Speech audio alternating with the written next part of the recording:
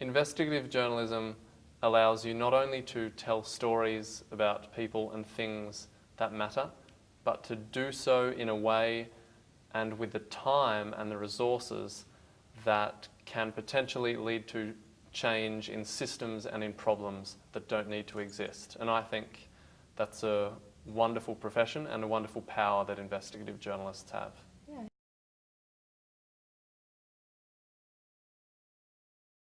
ICIJ is a unique organisation in that we work to bring together investigative journalists from across the world. And I'm proud to say that I think ICIJ has done a good job in showing, most recently with Panama Papers, the kind of impact that collaborations can have with investigative journalists on a global scale.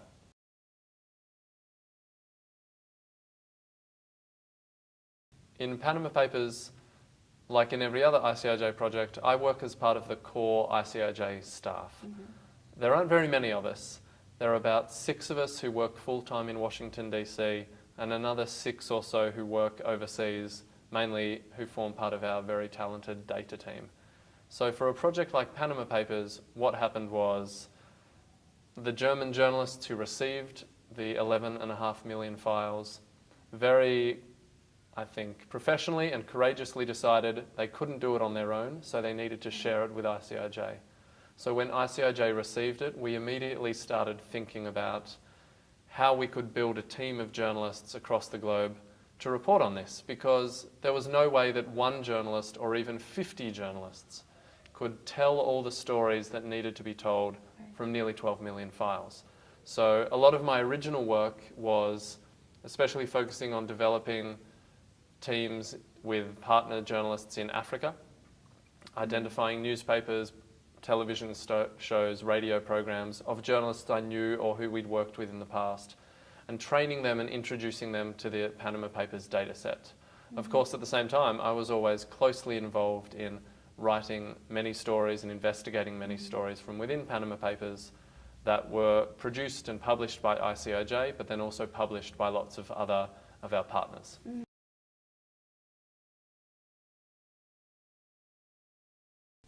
The reason why ICIJ and nearly 400 other journalists obviously decided to publish Panama Papers was that it's very clear that this has significant public interest. And for journalists, public interest is the term that we should be guided by. We do our work not because we're interested in the private lives of people and not because it matters if an ordinary person has a bank account themselves. Mm-hmm. Why Panama Papers mattered was that it was so evident that there were people using this offshore world to commit crimes, to hide money from governments or from their wives even, and to use a system that the average human being, you and I, and 98% of the population can't use. I think it's important to remember that the offshore world perverts or distorts the economic system that the rest of us live in. I pay taxes in America, you pay taxes in your country, and there is genuine, legitimate concern from governments and civil society about the way in which some people, often who are very wealthy people, or in some cases very dangerous people, can use the offshore system to avoid the rules that the rest of us play by.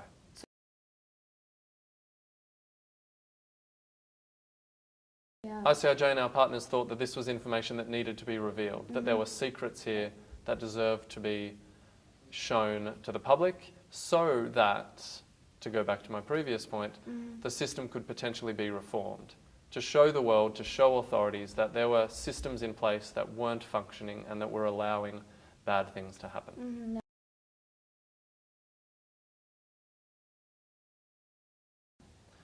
There's no doubt that the United States has a very big responsibility, if not the biggest responsibility, in fixing up this mess.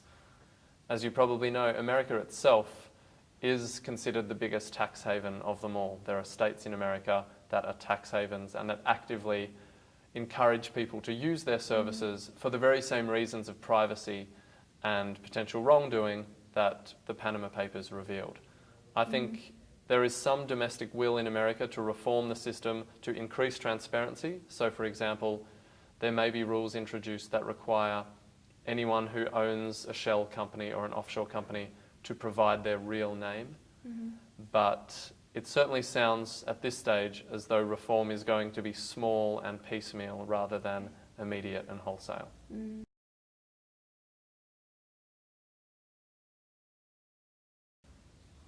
I think for a long time after Panama Papers, I remained nervous, largely because you never know how people are going to react to this.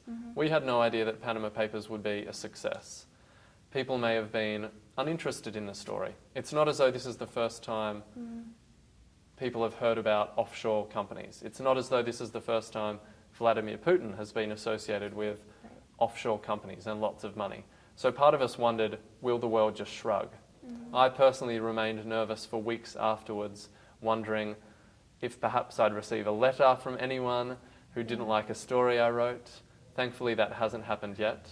And finally, I felt excited because not only did I enjoy the stories that I wrote and the success of the project, but I got really excited personally by seeing how journalists in lots of different countries, including really small countries like Togo in West Africa or New Zealand, could report on Panama Papers.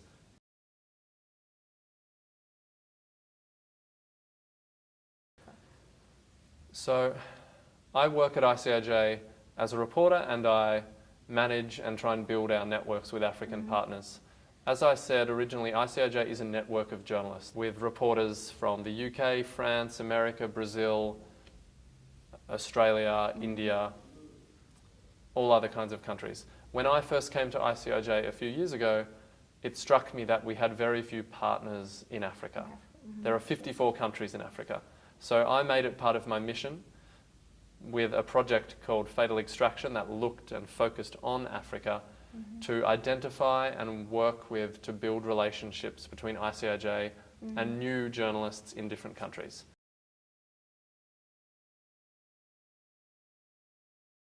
I think there have been more investigative journalism news organisations created in Africa over the past few years.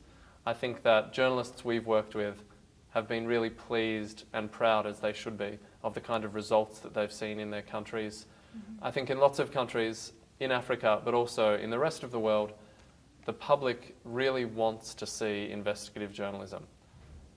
People are worried that journalism has lost its force and lost its power, and I think people get very excited when they see a good investigation done correctly.